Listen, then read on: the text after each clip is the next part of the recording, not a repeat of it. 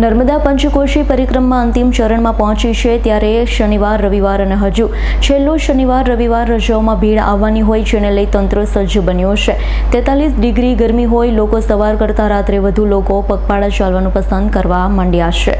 નર્મદા પરિક્રમાની શરૂઆત 29 માર્ચથી 27 એપ્રિલ સુધી ચાલશે। આજે પરિક્રમાનો 19મો દિવસ છે। જો કે હાલ ઉનાળાની કાળઝાળ ગરમી પડી રહી છે ત્યારે હવે ભક્તો રાત્રિ દરમિયાન હવે પરિક્રમા કરવામાં આવી રહ્યા છે। સાંજે 7 કલાકથી રામપુરા મંદિરથી પરિક્રમા શરૂ કરી ફરી રામપુરા કેડી મકોડી ઘાટ પર પરિક્રમા પૂર્ણ કરે છે। ત્યારે રાત્રિ દરમિયાન પરિક્રમા કરનાર ભક્તો કોઈ તકલીફ ન પડે તે માટે નર્મદા જિલ્લા વહીવટીતંત્ર અને ગુજરાત યાત્રાધામ વિકાસ બોર્ડ દ્વારા પરિક્રમામાં આવતા ભક્તો માટે રસ્તા પર લાઇટ, સીસીટીવી, નાવડીઓ, હંગામી પુલ જેવી તમામ વ્યવસ્થાઓ કરવામાં આવી રહી છે।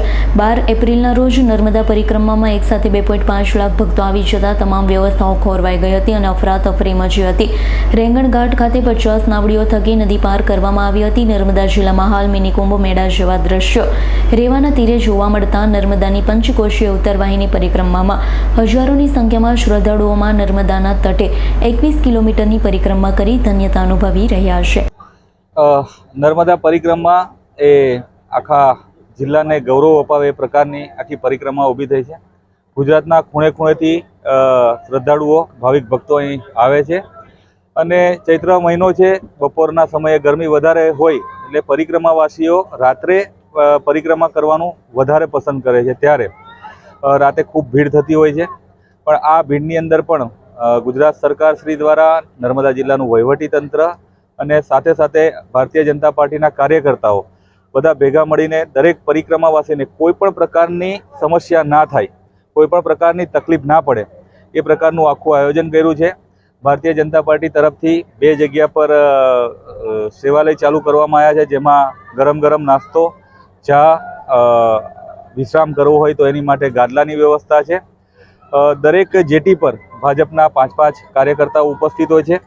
આખા રસ્તા પર પણ થોડા અંતરે પાર્ટીના કાર્યકર્તાઓ વ્યવસ્થામાં જોડાયેલા છે।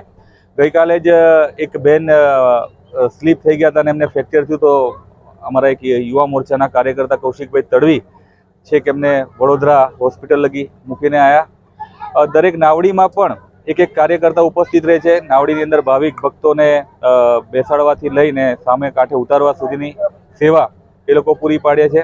ઘણા બધા વડીલો એ પ્રકારના હોય છે, વૃદ્ધ, જે કેમ્પ લગી પહોંચી તો જાય છે અને પછી આગળની પરિક્રમા ના થતી હોય તો બાઇકના માધ્યમથી પણ એમને ઘાટ લગી પહોંચાડવાનું કામ કરે છે, રણછોડરાય મંદિર લગી પહોંચાડવાનું કામ કરે છે। આ પ્રકારે એક નર્મદા જિલ્લાની અંદર કોઈ પણ પરિક્રમાવાસી કે કોઈ પણ પ્રવાસી આવ્યો હોય એ જિલ્લાની સારી છાપ લઈને જાય એ ભાવથી। અને આપણને બધાને ખબર છે કે આ નર્મદા પરિક્રમા 2006થી જ્યારથી આ ચાલુ થઈ ત્યારથી આ વર્ષે ખૂબ મોટા પ્રમાણમાં ભાવિક ભક્તો અહીં આવી રહ્યા છે અને સોશિયલ મીડિયામાં અને મીડિયામાં પણ ખૂબ એનો પ્રચાર પ્રસાર થયો છે।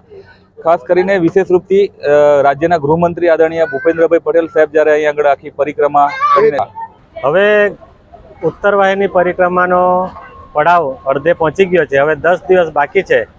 અત્યારે ગરમીનું પ્રમાણ વધી રહ્યું છે એટલે પરિક્રમાવાસીઓ રાત્રિનો સમય વધારે પસંદ કરે છે, એટલે રાત્રિના સમયે ખૂબ મોટી સંખ્યામાં ભક્તો પરિક્રમામાં જોડાય છે। અમારું જે આ ગ્રુપ છે એ તમામ ભક્તોને કોઈ નિરાશ ન થાય એ માટે સેવાના ભાગરૂપે અમે જમવાનું છે, નાસ્તો છે, ચા છે, અમે પીરસી રહ્યા છીએ। કોઈ નિરાશ ન થાય એ અમારો આશય છે। છેલ્લા કેટલાક દિવસથી આ પરિક્રમા ચાલી રહી છે અને એમાં આ છેલ્લા અઠવાડિયાની અંદર તો ગરમીનું પ્રમાણ ખૂબ વધુ હોવાથી મોટાભાગના ભક્તો પરિક્રમાવાસીઓ રાત્રે આ પરિક્રમા કરતા હોય છે અને પરિક્રમાની અંદર ઘણી બધી સુવિધાઓ થયેલી છે। હજુ પણ છેલ્લા તબક્કાની અંદર આ નર્મદાની પરિક્રમા છે, 27 તારીખે આ પૂરી થવાની છે। આને કારણે મોટાભાગના ભક્તો ગુજરાત, મહારાષ્ટ્ર આ બાજુના ભક્તો એ રાત્રે આવે છે અને કેટલાક વિદેશ એટલે બહારથી જે ભક્તો આવે છે એ જ ફક્ત સવારમાં આવે છે, નહીં તો આખી રાત આ ભંડારોની અંદર બધા લોકો આવે છે અને સેવાઓનો લાભ લેતા હોય છે। સ્થાનિક લોકો દ્વારા કેવી સેવામાં આપવામાં આવે છે અને રાત્રિ દરમિયાન ખાસ કરીને કઈ રીતે એ લોકોનો સુવિધા આપવામાં આવે છે? સ્થાનિક લોકો દ્વારા ઘણી બધી જગ્યાઓએ આ ભંડારાની વ્યવસ્થા કરવામાં આવેલી છે. આ ભંડારાઓની અંદર જે લોકો આવે છે એ બધા જ લોકોને નિઃશુલ્ક સેવાઓ આપવામાં આવે છે.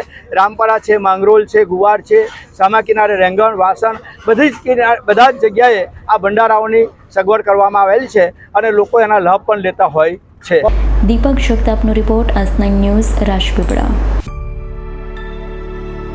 અમારી તમામ માહિતીથી અપડેટ રહેવા માટે જોડાયેલા રહો S9 ન્યૂઝ સાથે.